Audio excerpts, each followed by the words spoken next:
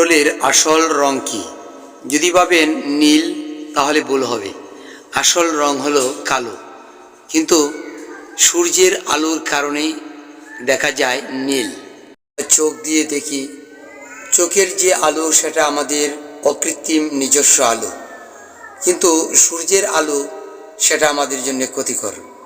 যদিও আমরা সূর্যের আলো ব্যতীত কিছু দেখতে পাইনি। আমাদেরকে দেখার জন্যে সূর্যের আলোর সাহায্য নিতে হয়, কিন্তু সূর্যের আলো যে কত বড় ক্ষতিকর সেই বিষয়টা হয়তো আমরা জানি না। অর্থাৎ যত আলো তত ভয়। অর্থাৎ আপনার যে চোখের আলো সেটা কিন্তু ভয় নয়, কিন্তু বাহিরের যে কোনো আলো, যেমন সূর্যের আলো, টর্চ লাইটের আলো, যে কোনো আলো হোক না কেন সেটা আপনার চোখের শক্তি কমিয়ে আনে। আর যদি আপনি আপনার চোখে সব কিছু দেখতে পারতেন, আদারও দেখতে পারতেন, তাহলে আপনার জ্যোতিশক্তি আরও ক্রমে ক্রমে বৃদ্ধি পেত। এখন প্রশ্ন করতে পারেন যে সূর্যের আলো ব্যতীত কিংবা যে কোনো কৃত্রিম আলো ব্যতীত আমরা দেখব কী করে? আধারে তো আমরা দেখতে পাই না। বিষয় হলো যে সৃষ্টি মানেই প্রজন্ম থেকে প্রজন্ম ধরে বড় আলো দিয়ে দেখে আসছে। সুতরাং প্রজন্ম থেকে প্রজন্ম ধরেই আমাদের দৃষ্টিশক্তি কমে আসছে। আর যারা শুধু অন্ধকারে দেখে, অর্থাৎ অন্ধকারেই চলে, অন্ধকারেই দেখে, তারা কিন্তু অন্ধকারে ভালোই দেখতে পায়। আর আমরাও যদি প্রজন্ম থেকে প্রজন্ম ধরে এভাবে আলোর সাহায্যে না চলতাম, আধারে চলতাম, তখন ঠিকই আমরা আধারেও দেখতে পেতাম। যেমনটি ধরেন, আপনি যদি হাজারো বছর ধরে আধারে থাকতে থাকেন, তখন আপনার শরীরে যদি কোনো ভিটামিন এর ঘাটতি না হয়, দেখা দেয়, তাহলে অবশ্যই আপনিও কি একসময় এই আধারে দেখতে পাবেন। অর্থাৎ চোখের আলো এরকম যে এটার মাঝে কোনো প্রতিবন্ধকতা দেখা না দিলে সে আরও বৃদ্ধি পেতে থাকে, আর প্রতিবন্ধকতার মাধ্যমেই কিন্তু কেটে আসে, অর্থাৎ তার পাওয়ার শক্তি কমতে থাকে। যেমন ধরেন সূর্যের আলো, সেটা আমাদের চোখে প্রতিবন্ধকতার সৃষ্টি করে, এমনকি আমাদের দৃষ্টিশক্তিকে কমিয়ে দেয়।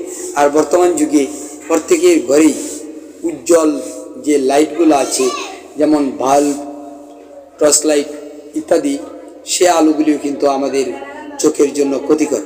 সুতরাং আলো ব্যতীত কীভাবে আমরা চলতে পারি সেই বিষয়টা একবার ভেবে দেখা উচিত। বড় একটা কথা হলো যে আলো ব্যতীত আমাদের শক্তি জুটবে না, আমাদের শরীর শক্ত হবে না, কিংবা সূর্যের আলো ব্যতীত আমরা ভিটামিন ডি এর অভাব কখনো পূরণ করতে পারবো না। আর এজন্যে সূর্যের আলো আমাদের যদিও সার্বিক উপকারে আসে, চোখেরও উপকারে আসে, কিন্তু এর আলো দৃষ্টিশক্তির জন্যে যে কতটুকু ভয়াবহ সেটাই আজ আপনাদেরকে বলতে যাচ্ছি। এখন কথা হলো যে আমরা কি এই আলো ব্যতীত আধারে থেকে নিজেদের চক্ষু জ্যোতিকে আরও স্বয়ংসম্পন্ন করতে পারবো? হয়তো পারবো না। তবে আমার এই কথাগুলি বলার মানে হলো এই যে আপনারা যত সম্ভব আলোর এর বিপরীতে চলার চেষ্টা করবেন। কেননা আলোর বিপরীতে যদি না চলেন, আলোর সপরীতে চললে সেই আলো চোখে লেগে আপনার চোখের জ্যোতিশক্তিকে কমিয়ে দেয়। আর যদি আপনি সেজন্য সানগ্লাস ব্যবহার করেন, তাহলে কিছুটা বেঁচে যেতে পারেন। আলো দু প্রকারের, একটি হলো শান্ত আলো, আরেকটি হলো অশান্ত আলো। যেমন চাঁদের আলো শান্ত, আর সূর্যের আলো হলো অশান্ত। চাঁদের আলো আপনার ক্ষতি করে না, কিন্তু সূর্যের আলোটা সেটা কি ক্ষতি করে। এখন দেখেন, আপনার এই আলো থেকে বাঁচার জন্যে, আলোকে শান্ত করার জন্যে আপনাকে একটা সানগ্লাস ব্যবহার করতে হবে। আর সেই সানগ্লাসের মাধ্যমে সূর্যের আলোর যে একটা কুপ্রভাব, ক্ষতিকর দিক, সেটা থেকে আপনি বাঁচতে পারবেন।